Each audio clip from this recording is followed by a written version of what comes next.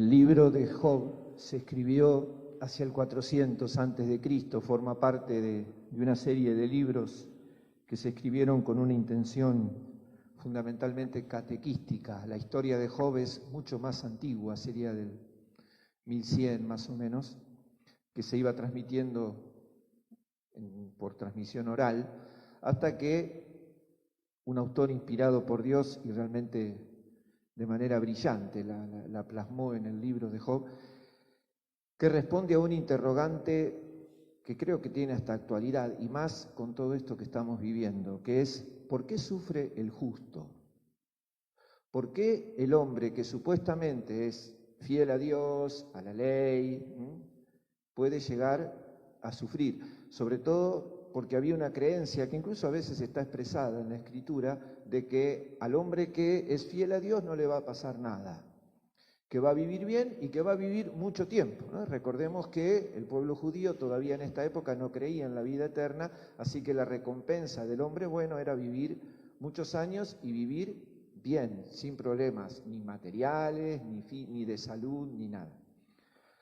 Sabemos, no la vamos a hacer larga, que Job sufre muchas cosas, le pasan muchas cosas, y entonces en el libro el autor va desarrollando las dos interpretaciones fundamentales de esto. ¿Por qué sufre el justo? Entonces, para Job, Dios es injusto, porque Él es bueno, Él es cumplidor, Él es fiel, y le pasan todas estas cosas. Para los amigos de Job, que lo van a visitar, que lo van a acompañar, lo van a consolar, le dan vuelta permanentemente en la cabeza para que Job encuentre algún pecado que haya hecho por el cual Dios lo está castigando, ¿no? Entonces, todo el libro es eso. Es una discusión de Job con sus amigos, donde Job dice: Dios es injusto, y las cosas que dice de Dios, y los amigos que le dicen: no, fíjate, una canita te mandaste y por eso Dios te está castigando. Y Job se enoja mucho porque Dios no le responde. Él habla, él se enoja, él grita y Dios no responde. Al final del libro aparece Dios, ¿no? Y entonces, ayer Marito decía, aparece con preguntas Dios, Primero, entonces viene y le dice: bueno, a ver, yo te voy a hacer algunas preguntas, así vos me enseñás a mí, le dice Dios a Job, ya que la tenés tan clara. Y entonces empieza a preguntar. Dice: ¿dónde estabas cuando yo hice todas las cosas? Yo te pedí consejos para crear el cielo y la tierra. Y bueno, pues desarrolla un montón de preguntas Dios, y cuando termina el libro, Job pide perdón, y dice: y en cuanto a tus, con amigos así, ¿para qué quiero enemigos? Dios le dice: y en cuanto a tus amigos, ofrecí un sacrificio por ellos, porque si no los mato, porque, fíjense lo que dice: hablaron mal de mí, lo que te dijeron de mí, y amigos que eran creyentes, amigos que fueron a consolar, amigos que fueron a aliviar, haciéndole ver a Job que Dios lo estaba castigando. Dios le dice a Job: hablaron mal de mí, así que ofreceme un sacrificio por ellos, le dice Dios a Job, sé vos el intercesor para que yo no actúe frente a ellos. Y Job termina diciendo algo que es muy lindo y me parece que es la clave también para pasar al Evangelio.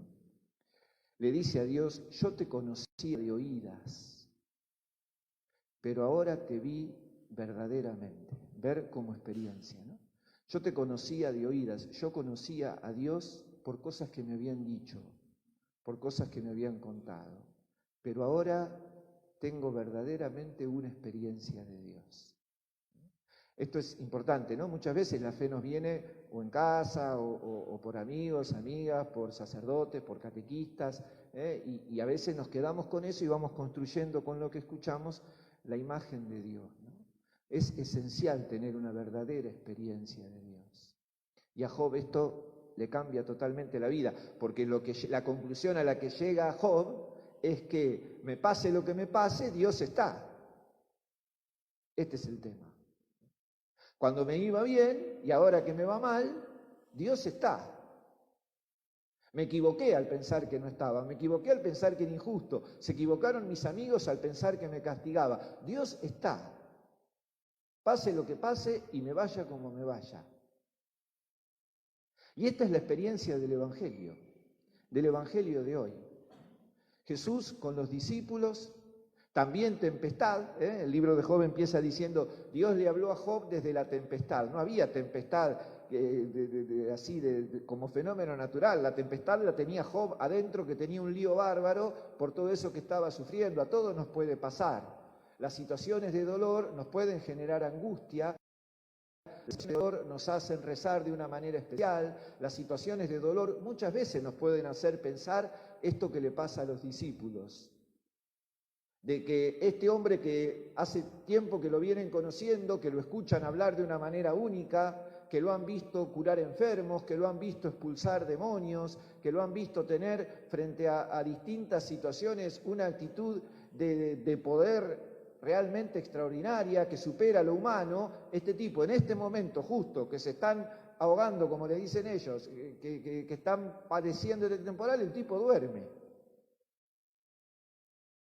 Justo cuando lo necesitamos, porque nos está pasando algo a nosotros, duerme. Y entonces lo despiertan y dicen, ¿no te importa que nos ahoguemos? ¿No te importa lo que nos está pasando? ¿No te importa esta angustia y este sufrimiento y este momento que estamos viviendo? La misma pregunta de Job, ¿no? ¿No te importa? A veces da la sensación que nos pasan cosas y a Dios no le importa, que nos pasan cosas y Dios duerme, que nos pasan cosas y Dios está mirando para otro lado. Y entonces el grito, el clamor, la exigencia y por otro lado la enseñanza maravillosa de Jesús. Primero, responder a la necesidad, calmar el viento, calmar el mar. Y después, ¿por qué tienen miedo? ¿O acaso no tienen fe? Esto lo hemos dicho algunas veces, ¿no? Nosotros hemos heredado el concepto de fe como creencia. Si la fe es creencia, lo contrario es la no creencia, es el ateísmo. Ahora, en la Biblia la fe es confianza. Es porque te creo, me entrego.